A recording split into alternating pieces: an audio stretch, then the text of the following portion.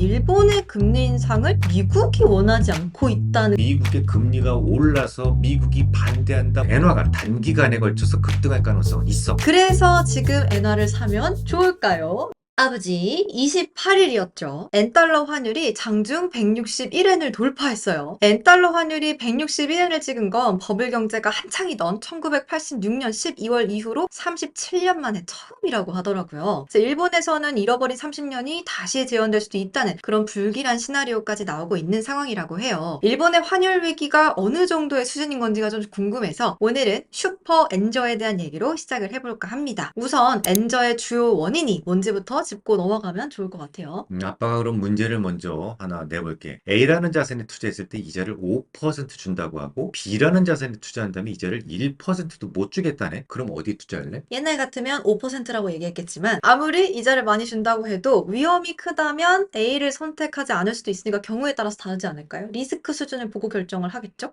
그러면 조건을 다시 말해야지. 절대로 부도 위험이 없는 A라는 자산에 투자했을 때 5%의 수익률을 보장하겠다고 하는데 반면에 상대적으로 뭐 안전하긴 한데 신용물인 B라는 자산에 투자했을 때 1%도 못 주겠다면 A가 지금 미국 채고 B가 일본 국채네요. 벌써 눈치 챙겨? 네.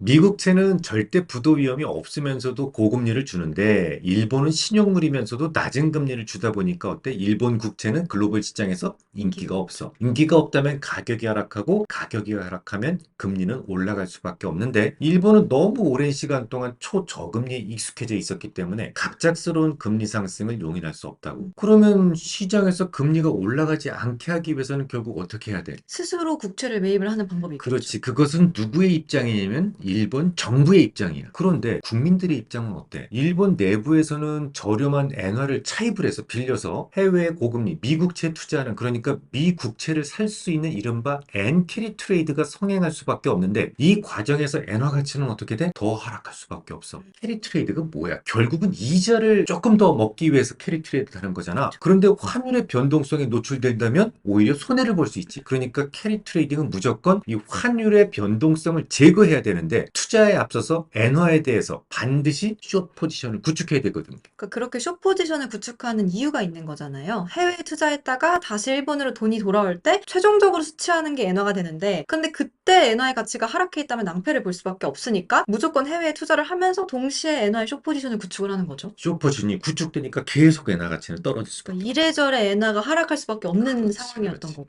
아무튼 그런 것들 때문에 현재로서는 당장 일본의 금리 인상이 필수라고 하는데 이렇게 될 때까지 손을 쓸 수 없었던 이유가 뭔지 좀 궁금해요. 일본은 정말 오랜 시간 동안에 제로금리에 익숙해져 있어. 산업 전체가 낮은 조달금리에 익숙해져 있단 말이지. 만약에 그런 상태에서 금리가 올라가게 된다면, 시중금리가 올라가게 된다면 제로금리에 익숙해져 있던 이 일본의 기업들은 곡소리가 나기 시작할걸? 낮은 금리에 익숙해져 있는 일본도 문제지만 일본의 금리 인상을 미국이 원하지 않고 있다는 그런 말도 있더라고요. 그건 무슨 말인지가 좀 궁금해요. 이 엔달러가 155엔을 돌파했던 게 4월이었는데 그때도 제니 델런이 일본 당국의 환율 개입에 반대한다는 입장 발표도 있었잖아요. 근데 환율 개입에 반대한다라는 그 얘기하고 금리 인상을 미국에서 원하지 않는다라는 말은 전혀 별개의 문제인데 금리 인상이야 원하지 않을 이유가 없지. 일본의 금리가 제로를 유지하고 있을 때도 뭐 미국에서 뭐라 한 적은 없었으니까. 하지만 환율 개입은 이건 분명히 반대할 이유가 있어. 이거는 불법적인 행동이니까 금리를 올려서 그러니까 통화 정책을 통해서 적법적으로 엔화의 강세를 유도하는 것은 문제가 없지만 금리는 그냥 내버려 두고 엔화를 억지로 매수해서 엔화를 부양시키는 것은 이건 잘못된 행동이지. 그걸 우리는 뭐라고 그래?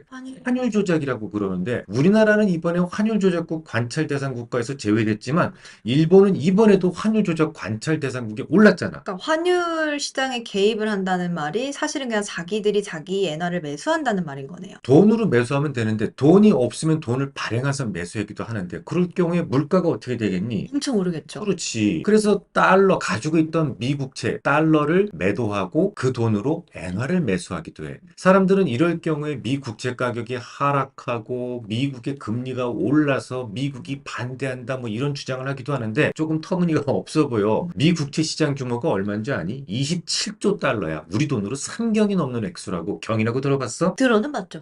이에 비해서 이번에 총 개입한 금액은 고작 10조 엔, 우리나라 돈으로 87조 원에 불과해. 그러니까 고작 그 돈으로 미국의 국채 가격을 낮출 수는 없기 때문에 미국이 그런 이유로 일본의 금리 인상을 반대하고 있다는 말은 좀 잘못된 말인 거네요. 그럼 그건 계란으로 바위를 쳤는데 그 바위가 쩍 갈라졌다. 이렇게 생각하는 것하고 같다고 볼 수가 있지. 또 이런 말은 증거가 필요해, 그지? 증거를 말해줄게. 첫 번째 개입으로 추정되는 날은 지난 4월 29일이었는데 엔달러 환율이 160엔을 돌파하자마자 엔화에 대한 매수를 단행했었고 지난 5월 2일에도 시장에 개입한 것으로 추정되고 있어. 근데 그 이후로 미 국채 가격이 급락했나? 금리가 치솟았나? 물론 아주 단기적으로야 금리가 소폭 오를 수는 있겠지만 거의 영향이 없었어. 그럼 이 일본이 엔캐리로 미국채를 사주고 있었는데 일본이 금리를 올려버리면 또 그것도 미국채를 더 이상 사줄 사람이 없어서 반대한다는 얘기도 있었어요. 그럼 그것도 좀 말도 안 되는 얘기겠네요. 얼마 전에 얘기했었잖아. 일본과 중국의 채권 매도량을 압도할 정도로 다른 나라의 채권 매수가 더 많았다라고 얘기를 했었지. 완전에 가까운 안전자산이기 그렇죠. 때문에 늘 수요는 있다. 어느 정도 누가 매도를 해서 주고 떨어질 것 같으면 그 싼 맛에 사는 사람들이 반드시 존재한다라고 얘기를 했었지. 그럼 그것도 좀 터무니없는 말이긴 하네요. 그렇지.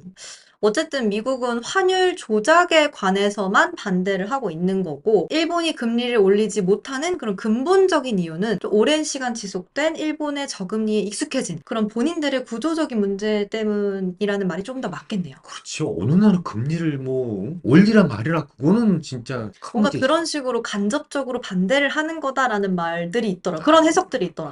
그건 있으면 안 되는 그건 큰일 나는 문제지. 그건. 그럼 현재 일본이 엔화 가치 하락으로 인해서 가난한 나라다라는 평까지 받고 있는 상황이거든요. 7월에 일본의 금정위가 예정이 되어 있는데 과연 이때 일본이 금리 인상을 할지가 좀 궁금해요. 아마 저는 하지 않을까 싶은데. 뭐 우에다 일본은행 총재가 테이퍼링과 금리 결정은 별개다라고 언급을 했었기 때문에 7월 BOJ 금정위에서 금리 인상 가능성 분명히 열려 있다고 봐. 만약에 7월 금정위에서 금리 인상과 테이퍼링을 동시에 발표한다면 순식간에 엔화에 대한 숏 커버가 집중되면서 엔화가 단기간에 걸쳐서 급등할 가능성은 있어. 하지만 설령 금리가 인상된다고 하더라도 엔화의 꾸준한 강세를 유인해내기는 쉽지가 않을 거야. 워낙 낮은 금리에 익숙했던 이 일본 경제를 감안한다면 이렇게 연속적인 금리 인상을 기대하기가 어렵기 때문이지. 그러니까 숏 커버 때문에 잠시 급등하는 모습을 보였다가 지금과 비슷한 상태로 유지될 가능성이 좀 높을 수도 있겠네요. 그렇지. 마지막으로 사실 제일 궁금한 질문인데요. 여쭤보기 전에 먼저 아버지께서 환율은 절대 예측할 수 없는 분야이기 때문에 그 분야의 권위자로 불리는 사람의 말을 듣고 앞으로의 방향을 결정하는 것이 좋다는 말씀을 해주신 적이 있잖아요. N의 권위자이자 미스터 N이라고 불리는 사카키바라의 예상이 160엔이었어요. 근데 이제 딱 그분이 예상하는 수치에 딱 와 있는 상황인데 그래서 지금 엔화를 사면 좋을까요? 를 물어보고 싶었어요. 사카키바라는 160엔이 꼭지고 연말에는 130엔까지 떨어질 수 있다라고 주장을 했는데 글쎄